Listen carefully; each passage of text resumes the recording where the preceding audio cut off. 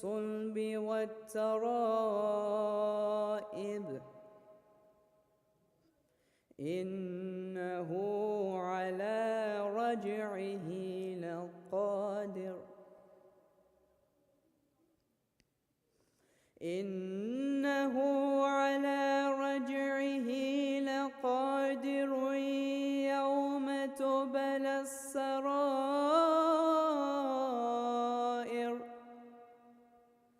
فما له من قوة ولا ناصر والسماء ذات الرجع والأرض ذات الصدع إنه لقول فصل وما هو بالهزل إنهم يكيدون كيدا وأكيد كيدا فمهل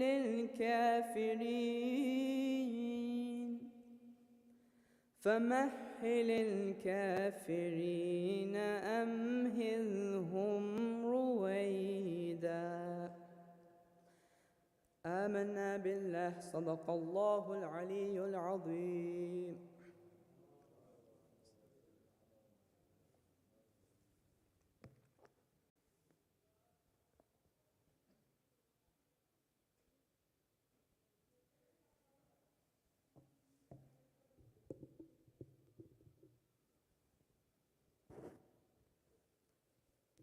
بر محمد و آل محمد صلوات اللہم صل علی محمد و آل محمد. کربل کی کہانی جب کوئی سنائے گا دل والوں کی آنکھوں سے ایک دریا بہائے گا. وہ قافلہ سرور کا جو شان سے نکلا تھا ارے سغرا کو خبر کیا تھی نہ لوٹ کے آئے گا. زہرا زہرا پرسال و 72 کا ٹوٹی ہے کمر شہ کی گھبرانا مگر اکبر ٹوٹی ہے کمر شہ کی گھبرانا مگر اکبر.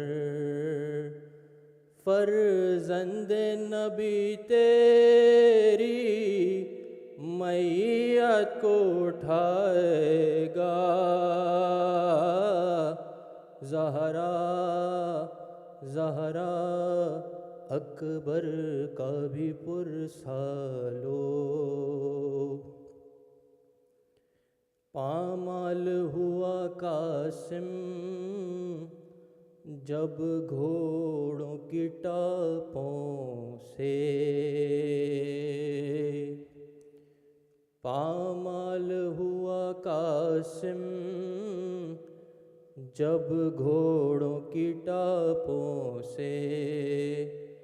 کس طرح چچا تیری میت کو اٹھائے گا.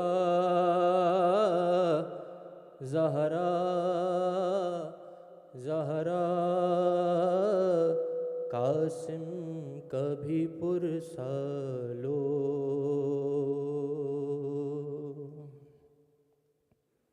تھا ہاتھوں کے کٹنے کا کچھ غم نہ دلاور کو تھا ہاتھوں کے کٹنے کا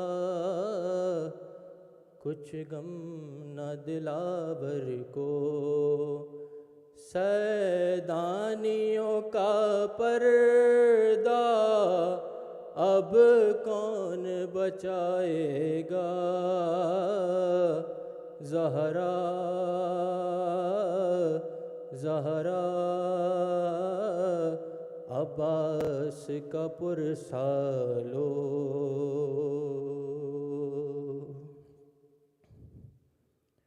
روتے تھے علی اصغر جھولے میں نہ سوتے تھے، روتے تھے علی اصغر جھولے میں نہ سوتے تھے، مادر کو خبر کیا تھی ایک تیر سلائے گا، زہرا زہرا اصغر کا بھی پرسالو۔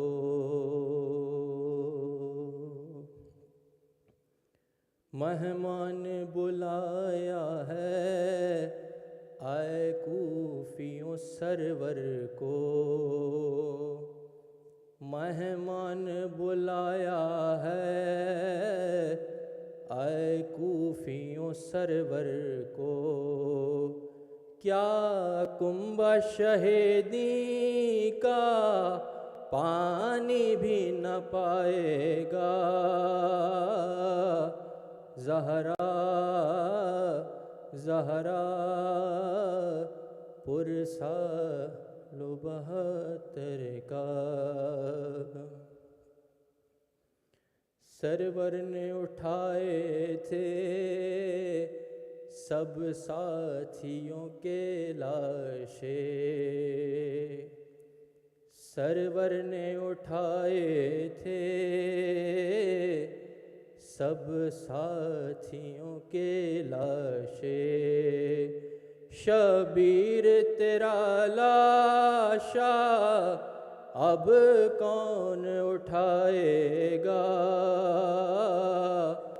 زہرا زہرا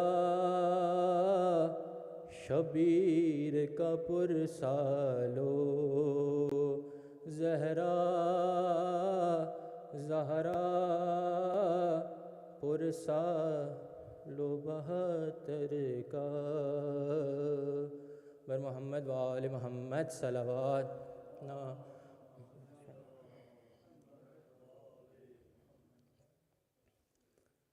جو بھی مصروف سلام شہداء رہتا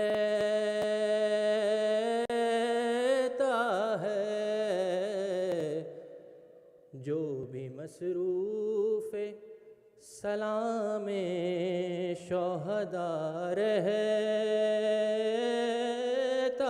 ہے،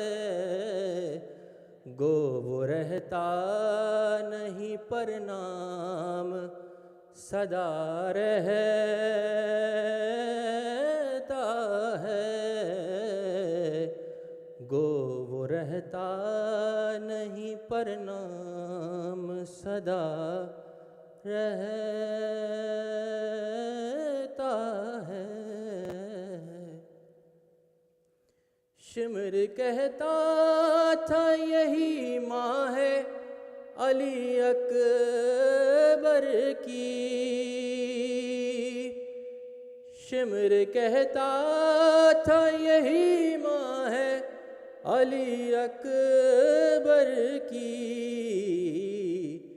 جس کا ایک ہاتھ کلیجے پہ رکھا رہتا ہے،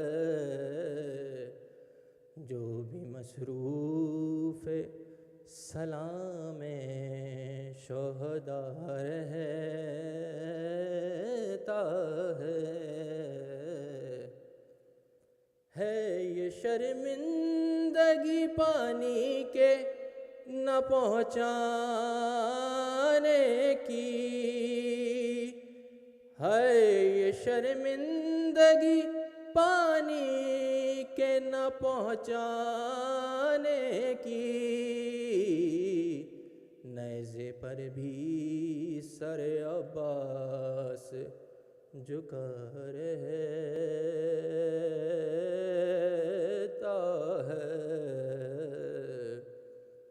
شام ہوتی ہے تو اونٹوں سے اترتے ہیں حرم، شام ہوتی ہے تو اونٹوں سے اترتے ہیں حرم، پر سر شاہ تو نیزے پہ چڑھا رہتا ہے۔ جو بھی مصروف سلام شہداء رہتا ہے۔ آن کے ہند کی بیٹی نے سکینہ سے کہا، آن کر ہند کی بیٹی نے سکینہ سے کہا، سر تیرا کس لیے ہر وقت کھلا رہتا ہے؟ وہ لگی کہنے یتیموں کی نشانی ہے یہی، وہ لگی کہنے یتیموں کی نشانی ہے یہی،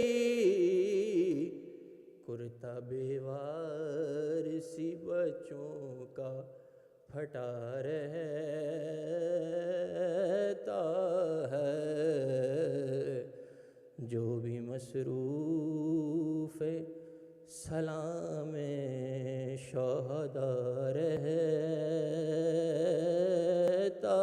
ہے، گو رہتا نہیں پر نام صدا رہتا ہے۔ بر محمد و آل محمد صلوات اللہ۔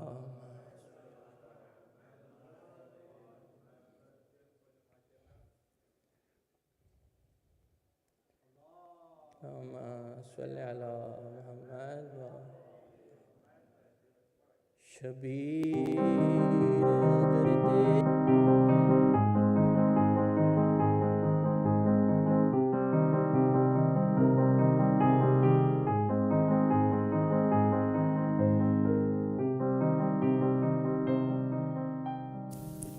The importance of understanding religion before we start.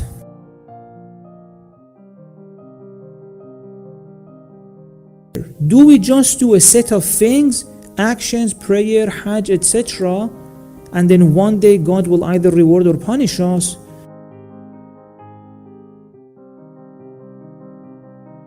In the masjid of Kufa, Imam Ali alayhi salam was telling people, Ya ayyuhan nas, people, there is no good in a religion if you don't know what you're doing, if you don't understand it.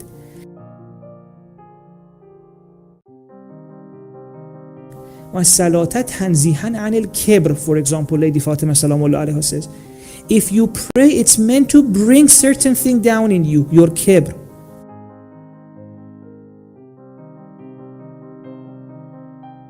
So if, for example, I've prayed for a few years and I look at someone who hasn't prayed and I say, look at them, they're not praying, I'm better, it means that I prayed and my kibr went higher.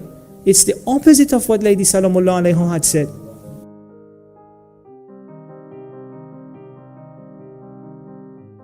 Are you real? You're really sitting there telling me that God would ask us to do something cruel?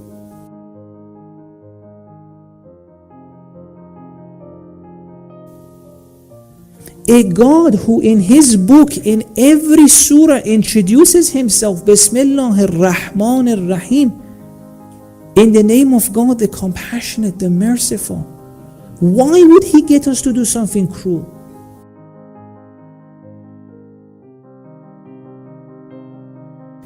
What is the point in a religion in which your God is a God who gets you to do cruel things? That is not the God of Imam Hussein. That is not the God of Imam Ali alayhi salam. And I will show you in the next few nights.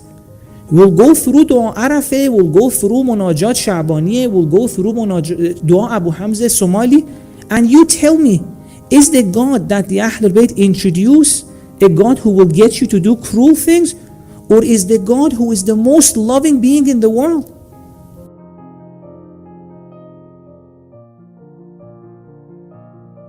Certain things are easier in this month.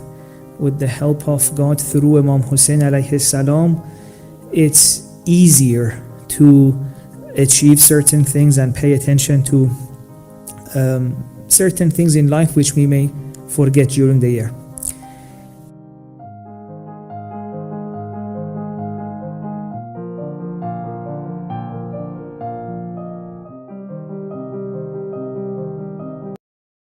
Come forward so that we just make a bit more comfortable to just make this. Inshallah, please recite the salawat and come closer to the member, inshallah. Allahumma salli ala Muhammad wa ali Muhammad wa ajil farajahum. Alhamdulillah, we are blessed that our respected Agha Jawad Shomali is here with us. And what an amazing topic he has chosen for this Ashra Muharram. Alhamdulillah, that's really made us ponder upon who we really are and, who we are as a person, being within ourselves, as a soul, as a spirit, and how can we recognize God, the relationship between us as a being, as a spirit, and a God. Inshallah, I was feeling yesterday that there was a pin drop silence. This hall that was full. That's how everyone was paying attention to. So that really showed how important this topic is. We ask Allah subhanahu wa ta'ala to give us the strength to, inshallah, to ponder upon this connection between ourselves and Allah subhanahu wa ta'ala, and we recognize what we do before actually we do stuff. So inshallah, Agha is going to carry on enlightening us from his knowledge for this third night lecture as well. If you can please all join me in welcoming with a loud salawat ala Muhammad wa ali Muhammad, and I would like to request our dear Agha to be on the member for tonight's majlis, inshallah. Salawat ala Muhammad wa ali Muhammad. Salawat ala Muhammad wa ali Muhammad.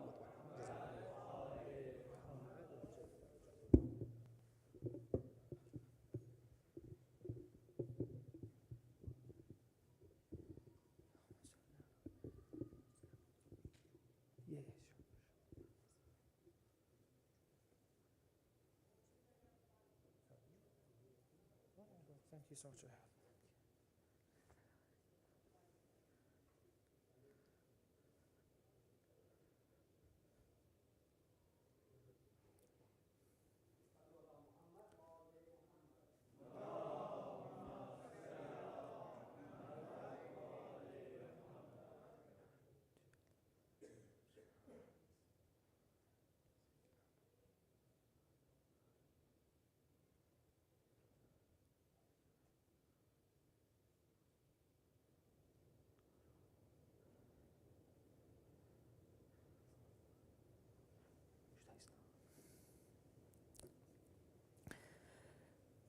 بسم الله الرحمن الرحيم وبه نستعين ثم الصلاة والسلام على سيدنا ونبينا أبي القاسم المصطفى محمد اللهم صل على محمد وآل محمد وعلى آله الطيبين الطاهرين.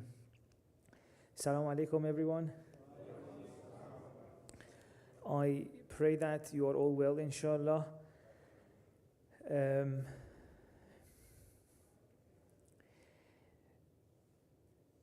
Tonight I was thinking maybe we can, before we start the lecture, those who are here and also those who are watching at home,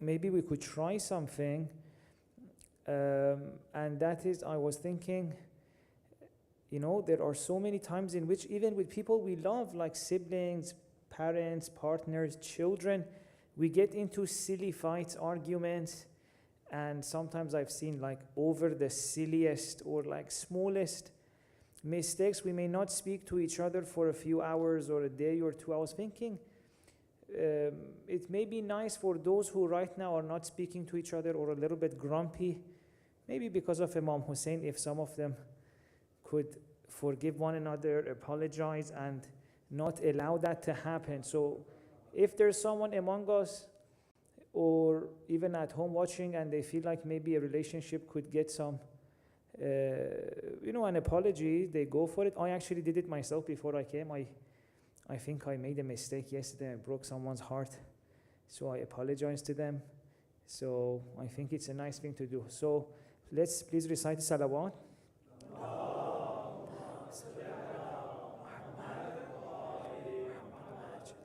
Right now, if you're at home or here, send a message to them, apologize.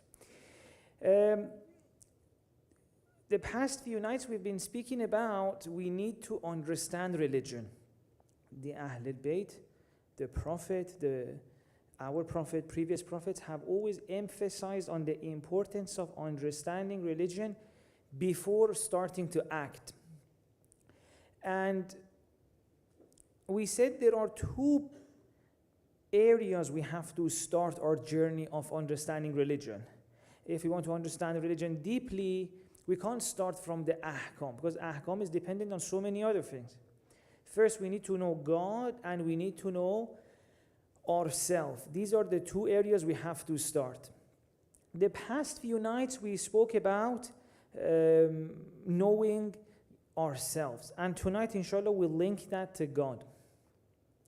But before linking it to God, I would like to mention a little bit of summary of what we said yesterday, because also I know this is a little bit of a new topic. It's very easy to understand. It's like everyone can understand it. We all have a soul, but because we may not have heard it often, so it's the more we speak about it, slowly, I think our mind will become familiar with it.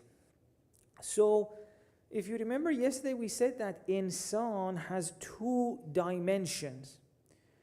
Even in the Quran, when it wants to refer to the creation of insan, it says, insan, first I created you, gave you a physical existence, just like other beings in this world. This microphone, this table, the physical body that we have is made out of the same chemical elements.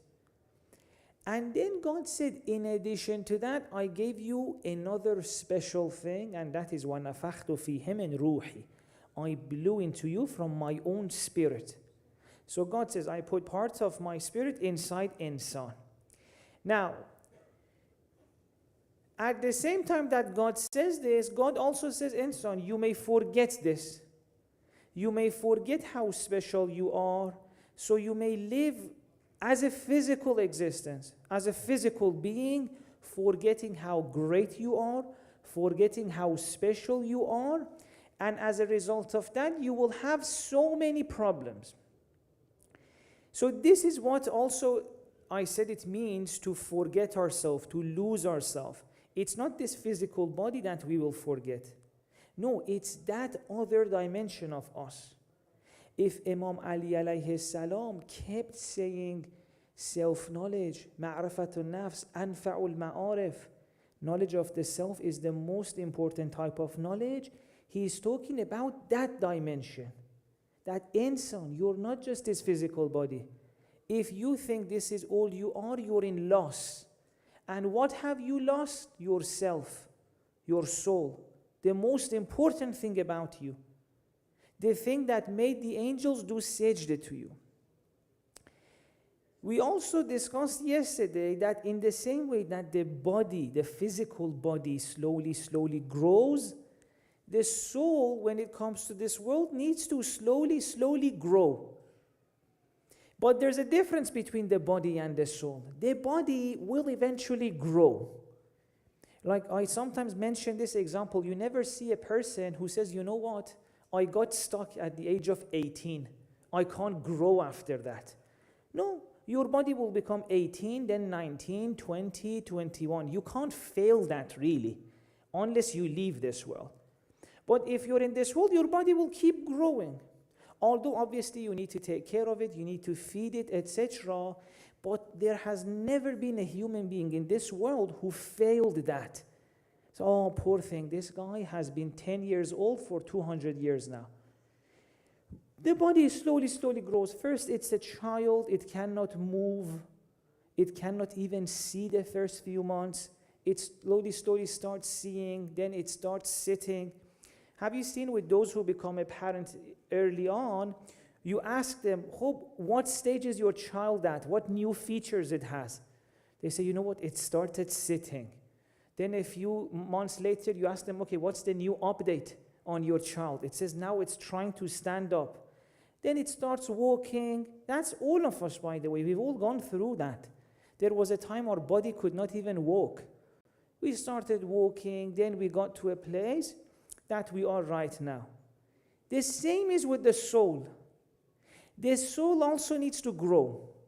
The soul, when it comes to this world, it hasn't seen much. It doesn't have that much experience. You need to slowly pay attention to it so it starts showing its features.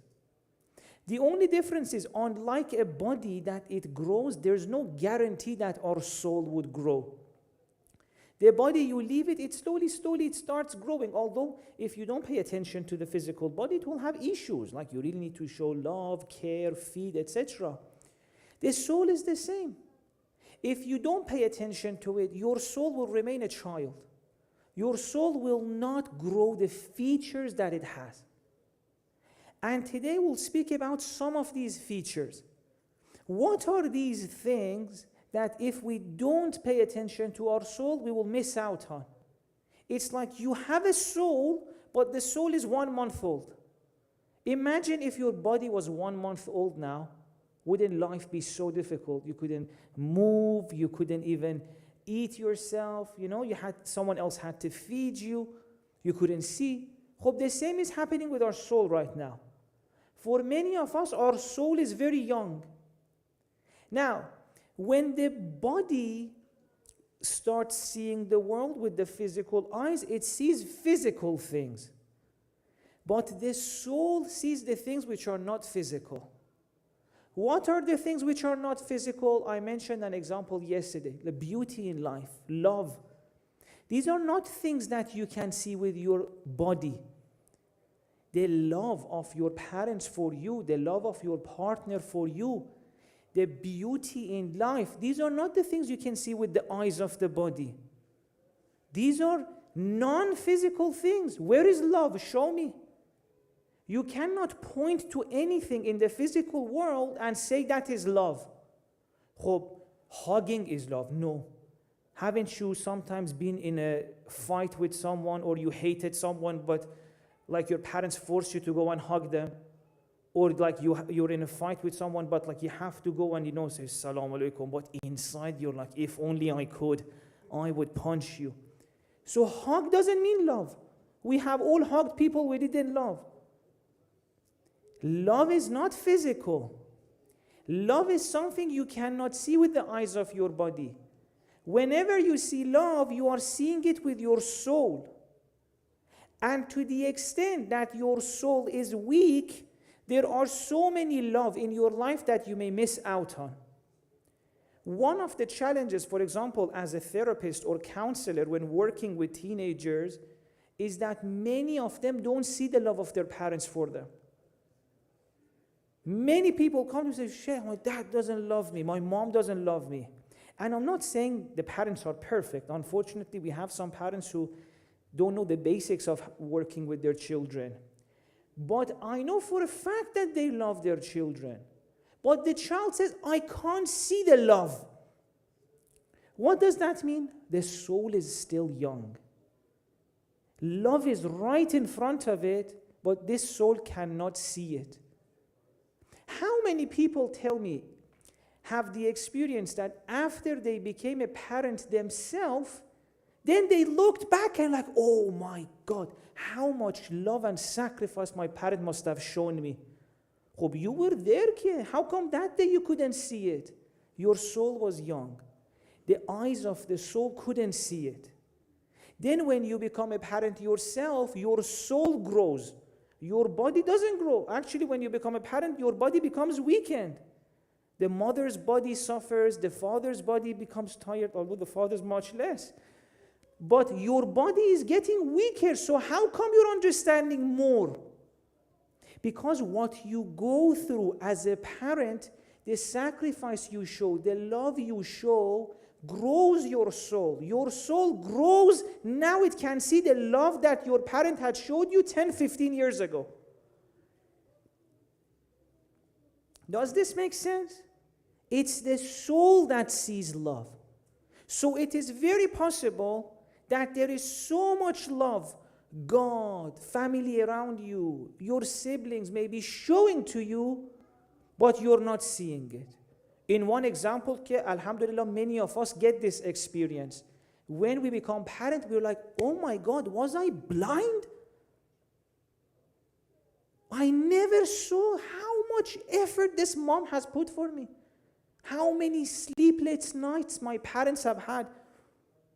I grew up as a teenager, for example. Some of us may say, hey, these parents don't get me. They don't do anything for us. So love was there, we couldn't see it. Until the soul went through an experience, it grew, started seeing. Now, there is still, even when we become a parent, in one area our soul grows, but there is still a million areas in which our soul hasn't grown. There is so much beauty, there is so much love around us, so much knowledge that we can't see because our soul hasn't grown. Sometimes life shows us, sends us a reminder. For example, how many people, when they lost a loved one, they suddenly were hit by this real realization that, oh my God, what did I lose? What did I lose? I've seen many people who, for example, lost their brother or lost their mother. I said the mother was in a different country, maybe they would speak once in a month time on the phone. But as soon as the mother passed away, like, oh my God, I lost a treasure.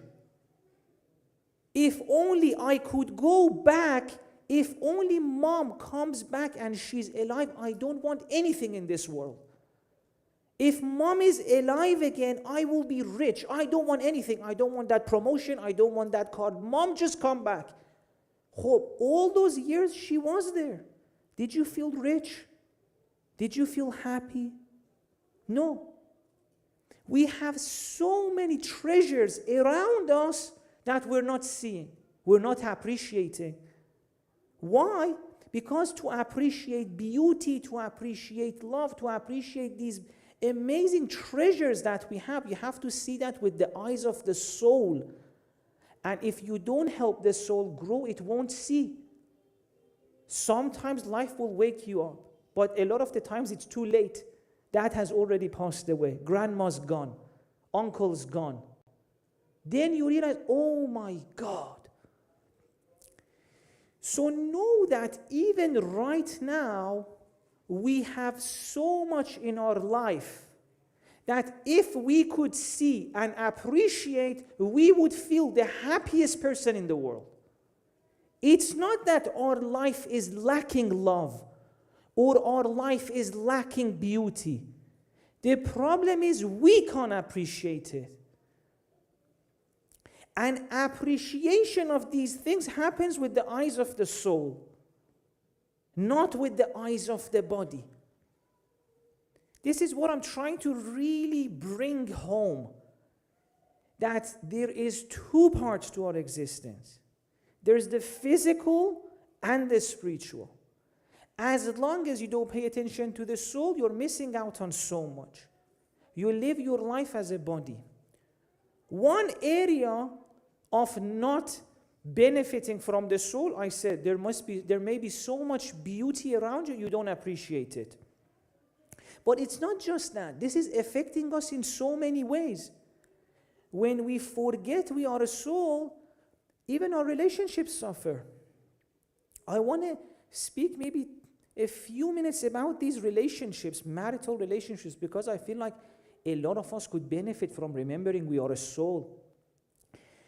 Even before getting to know someone for marriage, there's a huge difference between a person who thinks he's a body, she's a body, or a person who knows that this body is just a gift. I am not my body, and the person I'm getting married to is not a body. Marriage is not the coming together of two physical bodies. We're not animals here. Marriage is the coming together of two souls. When Lady Fatima and Imam Ali alayhi salam want to speak about each other,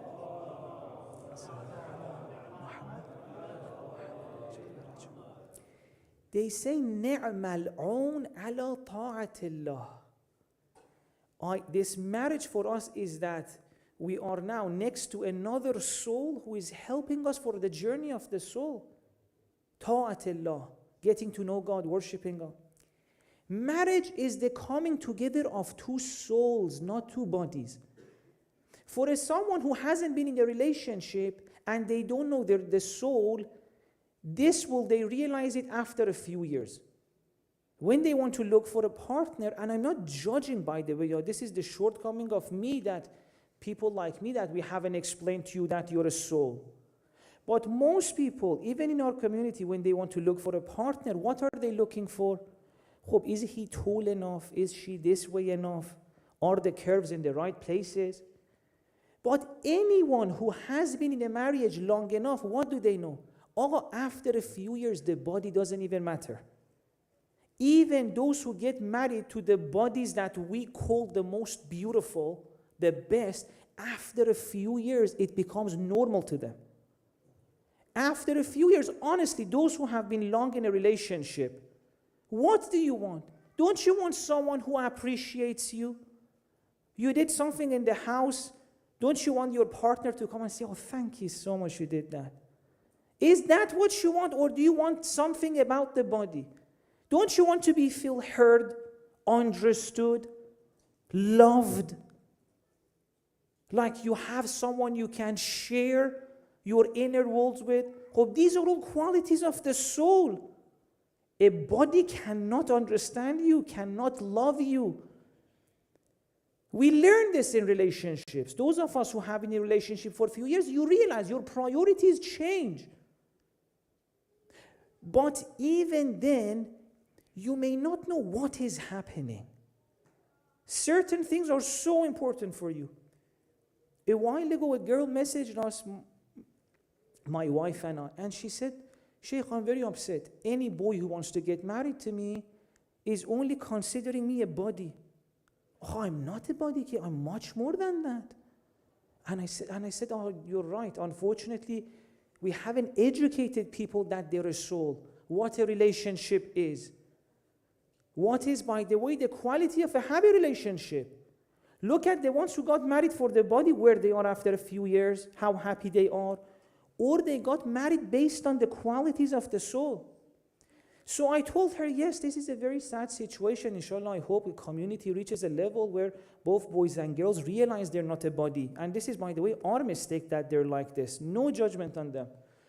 And I was telling this, and she said, "Yeah, it's so sad. By the way, I can't find a guy who's tall." I was like, "Mate, you're doing the same thing yourself? Do you see how serious this is?" And it's not just before choosing a partner. Even after you choose a partner, if you haven't realized you're not a body, you are starting this relationship at such a disadvantage. Because no matter how amazing your body is, believe me, there's a body which has better qualities than yours. Must be taller, this way, that way. These standards that society puts for a body. Otherwise, everybody is beautiful. But judging by these external standards that society puts, if you think you're a body, it means that you can never into a relationship feeling safe. Because if you really think you're a body, you're this physical body, there's another physical body which may have been better features than you. So why should your partner stay with you? And every night when you want to go to sleep, you may have anxiety. And obviously you should. Why would he stay with you? Why should she stay with you? If you are the body. And as soon as you see a shortcoming with your partner's body, you may start comparing. Obviously, if relationship is coming together of two bodies, why shouldn't you compare? Why shouldn't you feel insecure? The problem is at the foundations of our understanding of ourselves. You can never be confident. You can never feel safe. And as you age, your worry may get more, your anxiety may get more, you may keep comparing yourself. Or there are so many people, because they've really believed that they're the body, hope they think if I'm a body and this is my only chance of being with another body, hope this body that I'm with, this wife that I have or this husband that I have has to be the best body. Otherwise, I may miss out on being with a certain type of a body. Believe me, these are real challenges that people are getting divorced over. We've dealt with cases, the person says, Sheikh, that part of my partner's body has a color I don't like. Getting divorced over that. And if they really think they're a body, hope this makes sense. The person says, I have desire for a different type of color, for a different type of body. And he doesn't know how to handle that. He says, Asan, he may say, Sheikh, I know this is wrong, but this is who I am. I want that type. What should I do with it? If he really thinks he's a body, he thinks there's no way out. He really thinks there's no way out. I'm stuck with a body that I don't like. Well, why should I stay in this relationship? All of this comes back to the fact that the person doesn't know who they are. They don't know who that person is. Mesela, I've had relationships, people coming to me, they say that, Sheikh, I have desires for someone other than my wife right now, or my husband. The way you understand this challenge, by the way, there is no judgment here. It's not your decision to have this desire here. I'm not saying this to judge you. I'm telling you that if you know yourself, you know how to handle these challenges. It wouldn't come to you as a shock. It wouldn't create a crisis in your life. Even if you think that who you are is a limited being, and then now this being has a desire, you may think that I'm stuck with this desire forever. And it's really going to become a crisis. There is no way you can convince that person that, Baba, it's okay, you gotta stay in this relation. No, Sheikh, I want something else. This desire is strong. I'm not happy about it, but it's there. What should I do? With a person who's at this level, you can't really talk to them. What should you do? You should remind them of who they are. And by the way, all of these have easy solutions. Do not worry. Hola, let me talk about what does that solution look like. See, the problem that has happened is this. A soul that is infinite. A soul is not like a body that's limited. Physical things take spaces. Please pay attention to these few minutes. It's super important. It will give you solutions to so many challenges you may have. Your soul is unlimited. It's not like, for example, a physical thing that has limit. Physical things is limited. Hala, this soul that is infinite, obviously has infinite needs. The need for love, the need for connection with God. So the needs of the soul are unlimited, infinite need. Infinite, you have, every single one of us here has the need for infinite amount of love. Have you ever seen anyone who, masalan, you show love to them in the morning and then at night you want to show love to them, you're like, oh, I can't take love now, I'm a little bit full. Can you come back next morning? Maybe I'll have some space. No. We want all the love in the world, all the respect in the world, because those are the needs of the soul, and the soul is infinite. Love me as much as you can, and it's not enough. The body, on the other hand, has limited needs. How much water can I drink? I think by the time I finish this, I have to excuse myself and go to the loo. How much space do I have? With food is the same. How much can I eat? The soul has unlimited needs for love, connection to God, respect, dignity. The body has limited needs, limited capacity. Even if you haven't eaten for a few days, after 2-3 plates, you're done. None of this is a problem. I know there are so many animals which live as a body, they have no issue. When they're hungry, they go eat. They become full, they go continue their life. When they feel they need sexual relationships, they go have it. The need is gone, they go away. No problem. There's no issue in animal kingdom, by the way. They don't need any relationship counselor. Everything's perfect there. The soul as well, infinite needs, there's no problem there. When does the problem start? When a soul thinks it's a body. Now, it has infinite needs, but because it thinks it's a body, it wants to satisfy those needs as a body. So it has the need for infinite amount of love, but it thinks that in order to get that, it should, for example, the body should be an infinite amount of sexual relationships. It has the need for love and respect, but it doesn't know these are the needs of the soul. It's forgotten it's a soul. It thinks it's a body. How many ways does a body have to get more? It should either have sexual relationships, or it should eat, or it should drink. It's very limited. So you see a person keeps eating. Eating, when a person becomes addicted to eating or any type of other issue with the physical body, what are they saying? They are saying, Baba, I need more from this life. I have infinite needs. I don't know how to satisfy that, so I do this. So a soul with infinite need has forgotten it's a soul, wants to satisfy that through its body. And the body, poor thing, either keeps gaining weight. The body keeps says, mate, wallah, I'm full.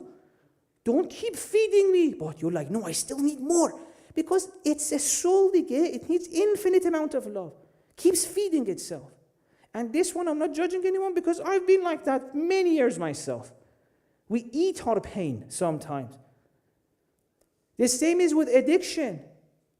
Many people, when you ask them, what is it you keep injecting yourself with this thing, or you keep smoking, say it feels like a hug. It feels like a hug.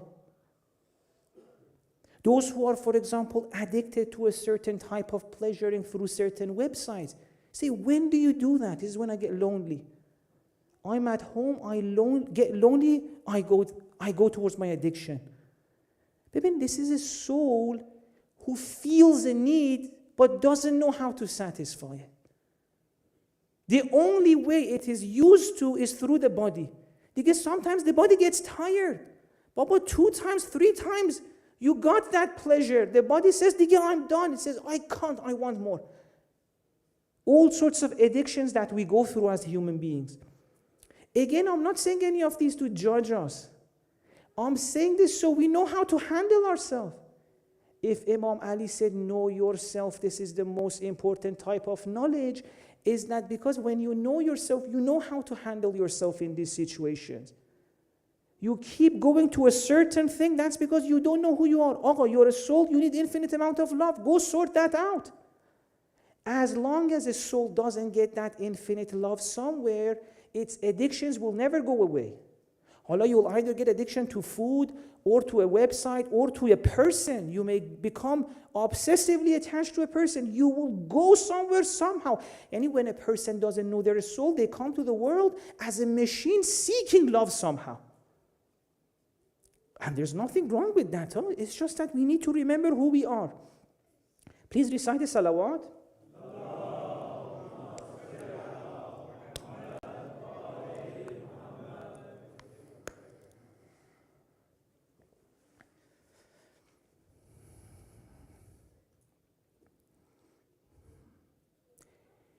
The more you realize this, the more you think about this, all of this takes time, because imagine we have lived, based on how old we are, 20 years, 30 years, 40 years, thinking we're a body. It's not like in one day we can immediately remember we're a soul. It takes time, slowly, slowly. It's like a child who grows. Our soul is very young now, it needs to grow. But as you pay attention to this, slowly, slowly, very good things happen. Before I go there, let me just give you another example, because I think this one helps too. Haven't you ever gone to a buffet? We call it buffet when there's like a lot of food, like you pay a certain amount and then you can eat whatever you want, right? Especially those who it's like their first time to go to like an experience like that. What do? They fill the plate with like a few masalan chicken, a pizza, sushi next to the pizza, some prawn tempura, and then maybe some butter chicken curry. Why do we do that? Because ببین, we're not like animals, by the way. The animal, have you ever seen an animal who eats more than it wants? No. Animal goes, gets what it wants, done. Insan, infinite need, comes to this buffet, says, perfect, a place to satisfy my infinite need. Puts all of that on the table, on its plate. Then after 2-3 bites, honestly, the moment you have that pizza and then the sushi, you're like, oh, I'm really already sick. The body's like, mate, I'm done.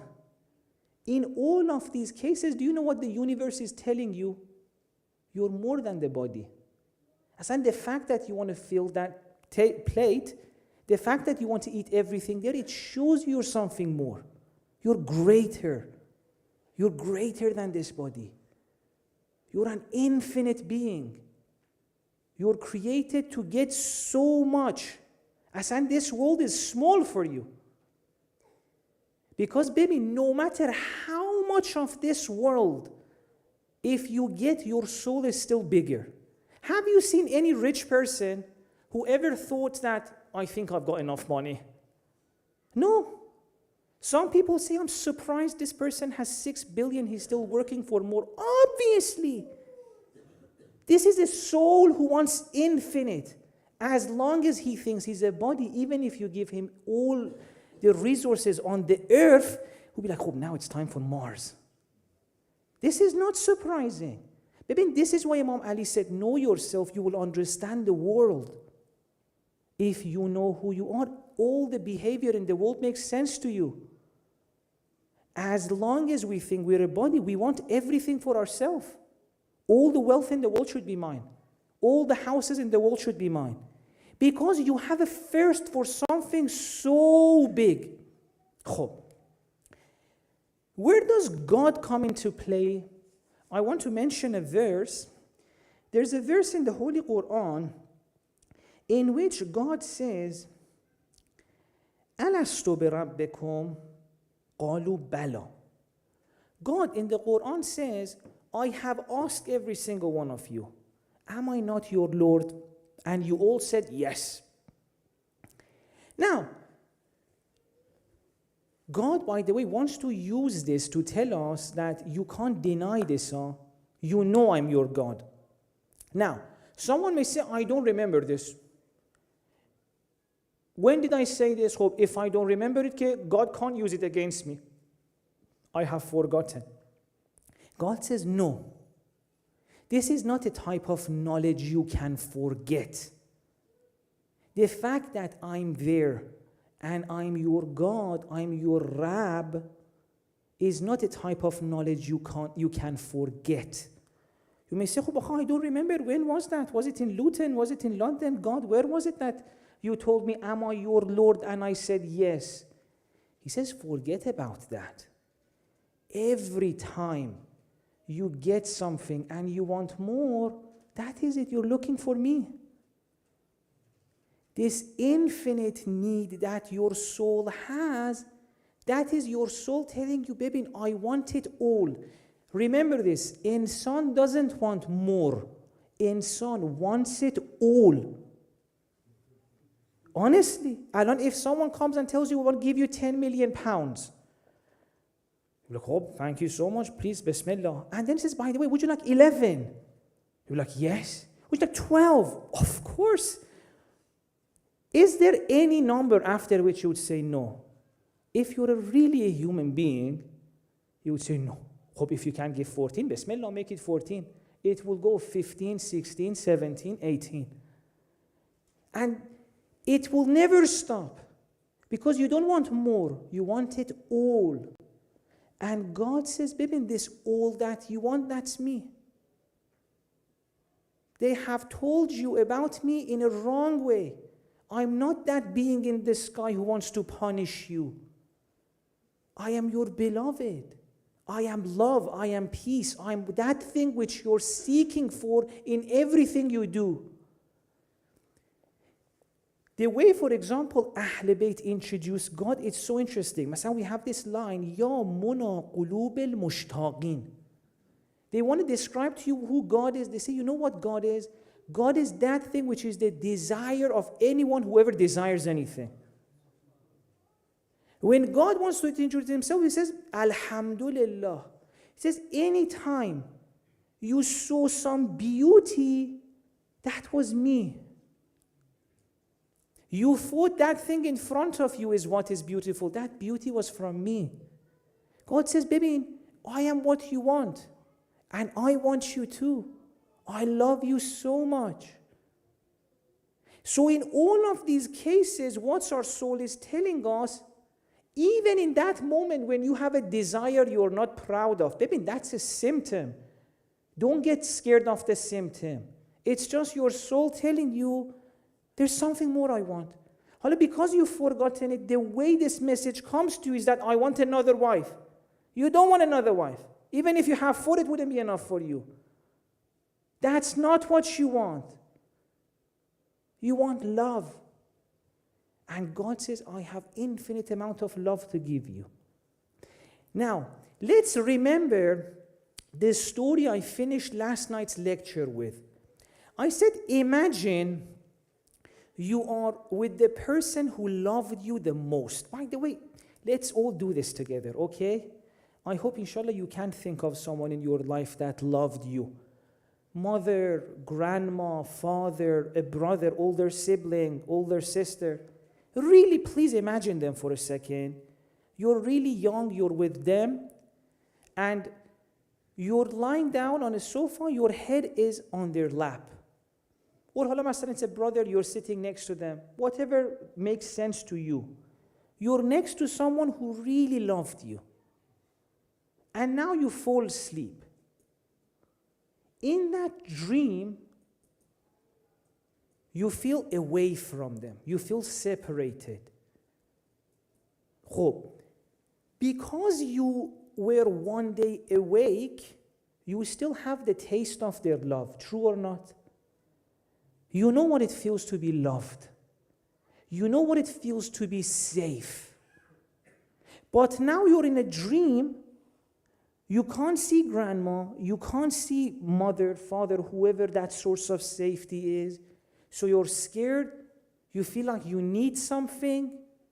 You keep searching for that. And you still have that taste. We are like that with God. We are here, we have forgotten we were one day with God, but we haven't forgotten the taste.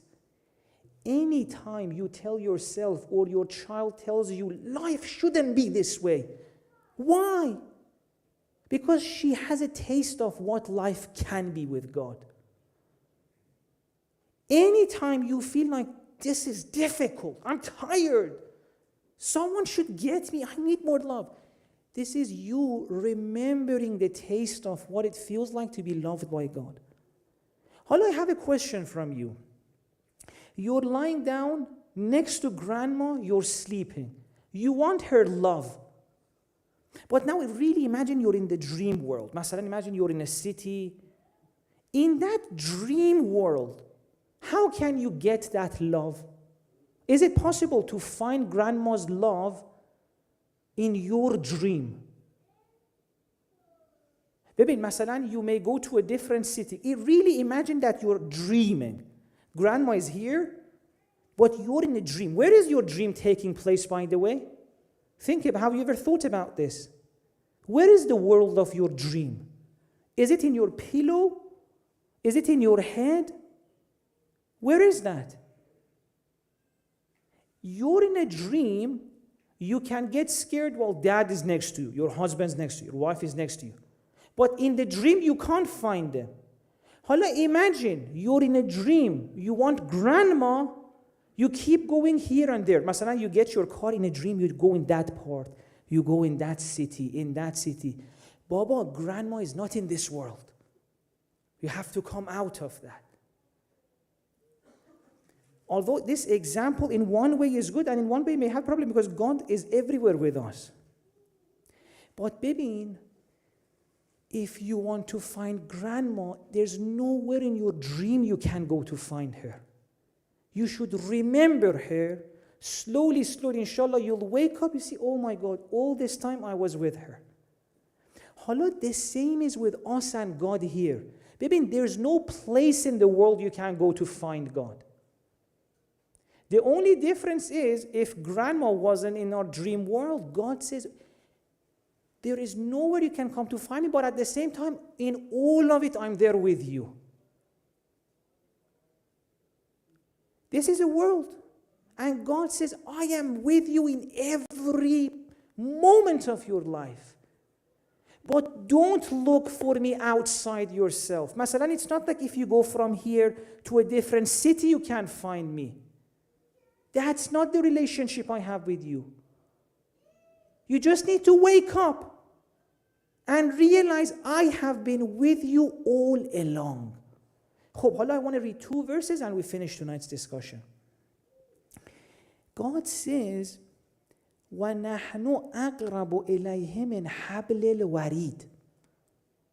I am closer to you than your jugular vein.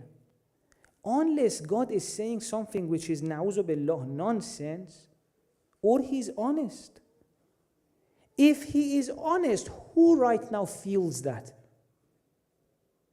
Do you feel that God is closer to you than your jugular vein? What has happened? Oh, it's exactly like that. Your head is on the lap of grandma, but you're sleeping, you can't feel her. Hala, grandma could say, baby, your head is here. I'm next to you. But you're like, I don't feel it. The same is right now happening between us and God. God says, Baba, I'm closer to you. I'm right here next to you. Next to your soul. But we're looking for God with the eyes of the physical body. The more you realize your soul, the more you start seeing.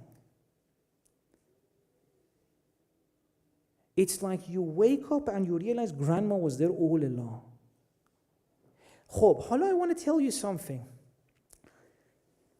Right now, God says, هو معكم أينما كنتم. For 20, 30 seconds, I want to go silent and I just want you to think about this. God says, baby, in order to find me, and who am I? I'm the one who loves you more than your parents ever did. I'm the one who will respect you. I'm the one who will love you. I'm the one who put the love of you in the hearts of your parents so they'll take care of you. God says, baby, with all of my greatness, I love you so much. It's a hadith Qudsi. God says, if you only knew how much I love you, you could not contain that joy. You would burst out of happiness. In everything that you were searching in life, you were looking for that love. Believe me. The more you gain in this world, the more you realize that it's not it. Hala, God says, that thing which you're searching for, it's me and I'm here with you. هو معكم أينما كنتم. God says, I am there with you right now. For a few seconds, I really just want you to, hala, if you want, close your eyes. If not, just go inside and think about this idea that God says, baby, I'm here with you. Almost as if I'm sitting next to you. أنا جليس من ذكرني. I'm sitting right next to the one who's remembering me. Just think about that for a few seconds. Talk to God if you want. Whether you're sad, whether you're angry, God says, I'm here with you. You can't see me, but I'm here. Your soul is next to me. Just for a few seconds, wallah, talk to God. Whatever you want to say. As I be like, God, I don't feel you. I want to feel you. Whatever you want to say. Whatever is in your heart, whatever is in your mind. For 20, 30 seconds, talk to God.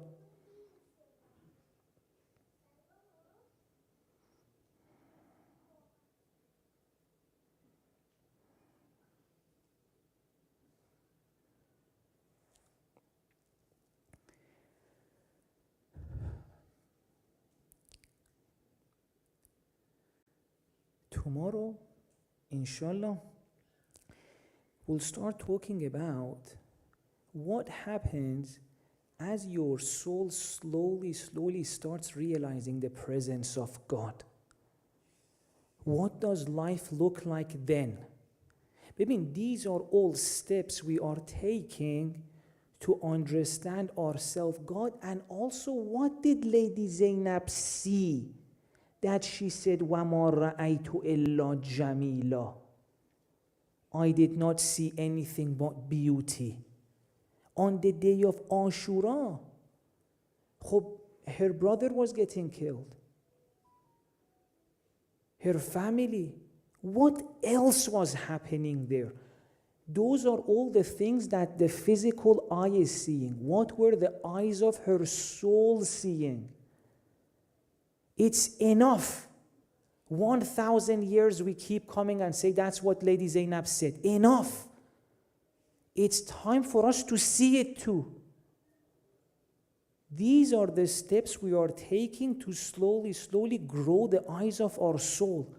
Believe me, you will sit here one day and you will realize, oh my God, how much was happening in this world and I didn't know.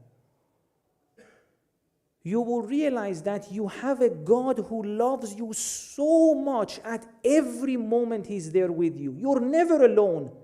And you feel it. Everything you were looking for, it was all along there with you. Like a person who's there next to grandma, but they can't see. They wake up and they realize, Baba, life is so beautiful. May Allah, inshallah, because of Imam Hussein, enable us to become like that. And I know we may not be there. I know these may be complicated, but believe me, we'll get there slowly, and ask for these things from God. Imam Hussein has taught us, مثلا in Dua Arafah, Imam Hussein says, God, show these things to us. Ilahi حققني بحقائق أهل القرب. Imam Hussein says, oh, there are people who are living in a different world. They may be sitting next to you, but they're seeing other things. On the day of Ashura, the companions of Imam Hussein were seeing heaven. Imam Ali, about the qualities of muttaqin, says, Hum wal jannati kaman qad ra'aha. Imam Ali says, muttaqin in this world see heaven. Right now, sitting next to you, they're seeing heaven. We can get there. Slowly. But ask God for it. Be like, God, I don't understand what these things are, even if you don't understand. But I want it. Believe me, God will give us. So let us all pray together. May for the love that we have for Imam Hussein, God opens the eyes of our soul. So we start seeing the world the way they were seeing it. And may God, inshallah, give shafa and strength to all who are going through an illness, all our loved ones who have passed away, although they're still there, although they've just left the physical world. May God, inshallah, elevate their status. And let's end with a salawat.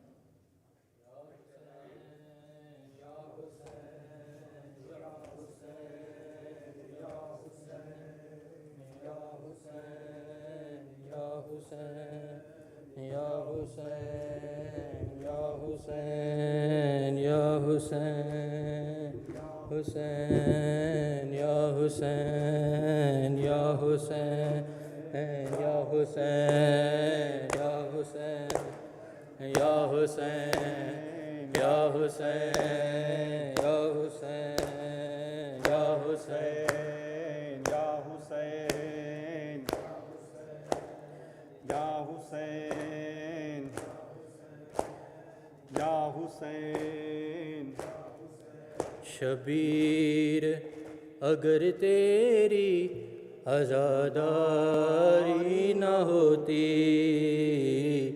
Shabir अगर तेरी عزاداری نہ ہوتی شبیر اگر تیری عزاداری نہ ہوتی شبیر اگر تیری عزاداری نہ ہوتی شبیر اگر تیری عزاداری نہ ہوتی مظلوم کی دنیا میں مظلوم کی دنیا میں طرفداری نہ ہوتی شبیر اگر تیری عزاداری نہ ہوتی شبیر اگر تیری عزاداری نہ ہوتی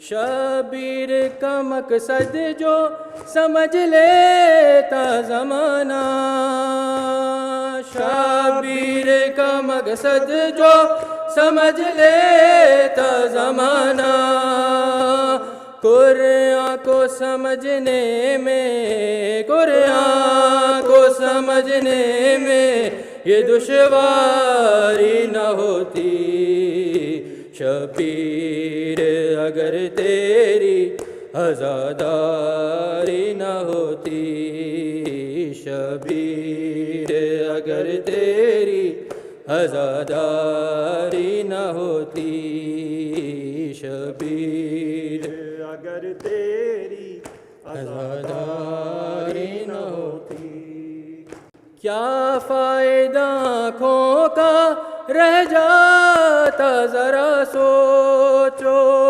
کیا فائدہ آنکھوں کا رہ جاتا ذرا سوچو ان آنکھوں میں مولا کی ان آنکھوں میں مولا کی جو غم خواری نہ ہوتی شبیر اگر تیری عزاداری نہ ہوتی شبیر اگر تیری عزاداری نہ ہوتی شبیر اگر تیری عزاداری نہ ہوتی شبیر کے روزے پہ کچھ روز جو رہتے شبیر کے روزے پہ کچھ روز جو رہتے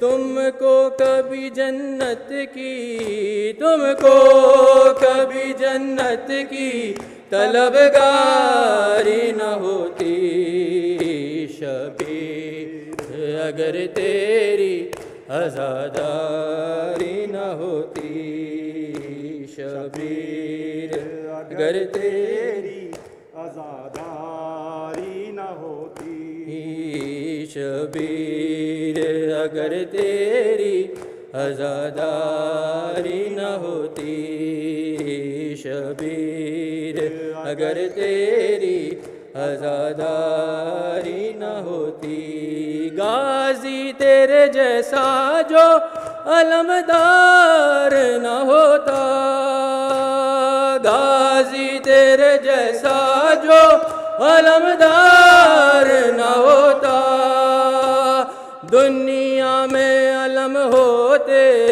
دنیا میں علم ہوتے علمداری نہ ہوتی شبیر اگر تیری عزاداری نہ ہوتی شبیر اگر تیری عزاداری نہ ہوتی شبیر اگر تیری عزاداری نہ ہوتی شبیر اگر تیری عزاداری نہ ہوتی شبیر اگر تیری عزاداری نہ ہوتی شرمندہ سکینہ سے اگر ہوتا نہ پانی شرمندہ سکینہ سے अगर होता न पानी। ये रस्म सबीलों की, ये रस्म सबीलों की कभी जारी न होती। शबीर अगर तेरी आज़ादारी न होती। शबीर अगर तेरी आज़ादारी न होती। शबीर अगर तेरी आज़ादारी न होती। शबीर अगर तेरी आज़ादारी न होती। नामों से मोहम्मद को जो पहचानती दुनिया, नामों से मोहम्मद को जो पहचानती दुनिया।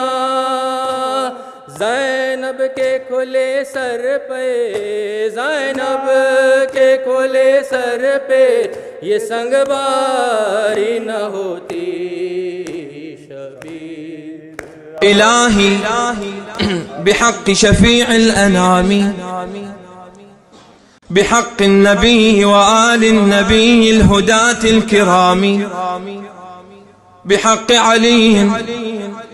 अलील मक़ामी बिहक़्क़िल किसाई वमन बिल किसाई बिहक़्क़िल बतूलति ख़ैरिन निसाई बिहक़्क़िन नबी بحق الوصي بحق الزكي بأم الشهيد وأخت الشهيد بحق الشهيد المعفر في كربلاء. إلهي بزين العباد وباقر علم التقى والرشاد بجعفر بموسى بمن في خراسان يهدي النفوس بباب المراد بحق الجواد وابن الجواد علي الحقائق للناس هادي بالعسكر إمام رضي رفيع العماد.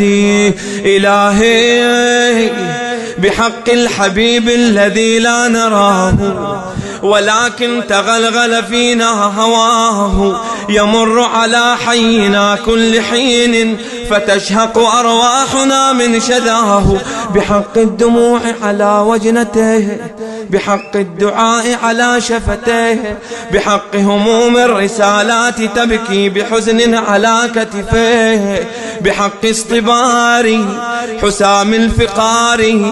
إلهي ودمع الإمام يسيل على إلهي أعني وثبت فؤادي على حب حيدار.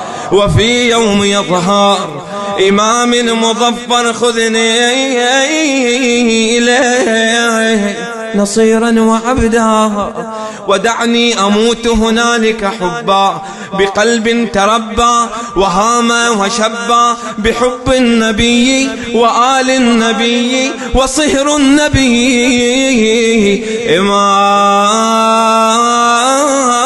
إمامي علي.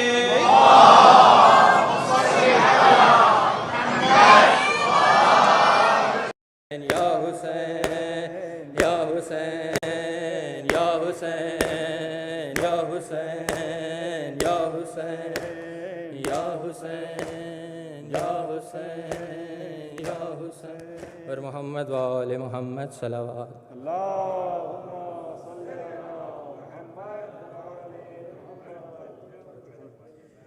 Inshallah, mutawajjah ziyarat. We have about 10 odd minutes, so there are many ziyarat in traditions of Ahlul Bayt alayhimus salam and the books. So inshallah, we are this is highly recommended to recite some of the ziyarat during these days. So I'm going to recite one of the ziyarat-e-warisa quickly, a few minutes inshallah. If you can all imagine that we are standing in front of the Zariya of Abu Abdullah al-Hussein. Just take our hearts to Karbala, and inshallah with all our sincerity we recite this ziyarat of Imam Hussein alayhi salatu wassalam. Allahumma salli ala Muhammadin wa ali Muhammad. Bismillahir Rahmanir Rahim. Assalamu alayka ya warisa Adam safwatillah. Assalamu alayka ya warisa Nuhin nabiyillah. Assalamu alayka ya warisa Ibrahim khalilillah. Assalamu alayka ya warisa Musa kalimillah. Assalamu alayka ya warisa Isa ruhillah. Assalamu alayka ya warisa Muhammadin habibillah. Assalamu alayka ya warisa Amiril Mu'minin alayhi salam. Assalamu alayka ya ibn Muhammadin al-Mustafa. Assalamu alayka ya ibn Ali al-Murtada. Assalamu alayka ya ibn Fatimah az-Zahra. Assalamu alayka ya ibn Khadijah al-Kubra. Assalamu alayka ya Thar Allah wa ibn Tharih والوتر الموتور. أشهد أنك قد أقمت الصلاة وآتيت الزكاة وأمرت بالمعروف ونهيت عن المنكر وأطعت الله ورسوله حتى أتاك اليقين. فلعن الله أمة قتلتك ولعن الله أمة ظلمتك ولعن الله أمة سمعت بذلك فرضيت به. يا مولاي يا أبا عبد الله أشهد أنك كنت نورا في الأصلاب الشامخة والأرحام المطهرة لم تنجسك الجاهلية بأنجاسها ولم تلبسك من مدلهمات ثيابها. وأشهد أنك من داعم الدين وأركان المؤمنين. وأشهد أنك الإمام البر التقي الرزي الزكي الهادي المهدي. وأشهد أن الأئمة من ولدك كلمة التقوى وعلام الهدى والعروة الوثقى والحجة على أهل الدنيا. وأشهد الله وملائكته وأنبياءه ورسله أني بكم مؤمن وبآيابكم موقن بشراع ديني وخواتيم عملي وقلبي لقلبكم سلم وأمري لأمركم متبع. صلوات الله عليكم وعلى أرواحكم وعلى أجسادكم وعلى أجسامكم وعلى شاهدكم وعلى غائبكم وعلى ظاهركم وعلى باطنكم. بأبي أنت وأمي يا ابن رسول الله. بأبي أنت وأمي يا أبا عبد الله. لقد عظمت الرزية وجلت المصيبة بك علينا وعلى جميع أهل السماوات والأرض. فلعن الله أمة أسرجت وألجمت وتهيات لقتالك يا مولاي يا أبا عبد الله. كسدت حرمك وآتيت إلى مشهدك.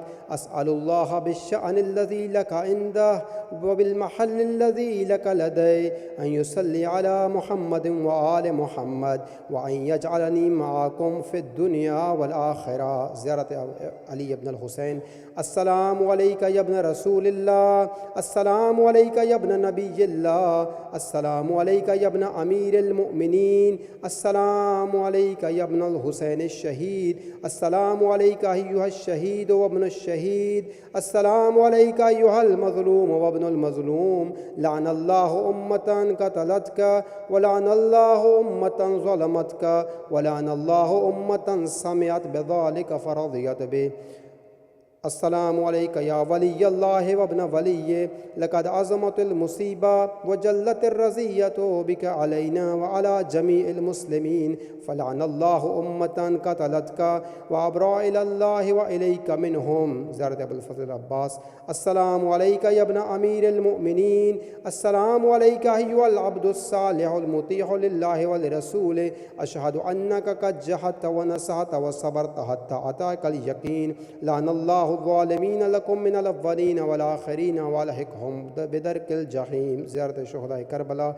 السلام عليكم يا أولياء الله وأحباه. السلام عليكم يا أصفياء الله وعبداه. السلام عليكم يا أنصار دين الله. السلام عليك يا أنصار رسول الله. السلام عليك يا أنصار أمير المؤمنين. السلام عليك يا أنصار فاطمة سيدة النساء العالمين. السلام عليك يا أنصار أبي محمد الحسن بن علي الولي الناصر. السلام عليكم يا أنصار أبي عبد الله بأبي أنتم وأمي طبتم وطابت الأرض التي فيها دفنتم وفزتم فوزا عظيما. فيا ليتني كنت معكم فأفوز معكم. All together please recite dua Imam al-Zaman and we can finish it off inshallah. بسم الله الرحمن الرحيم.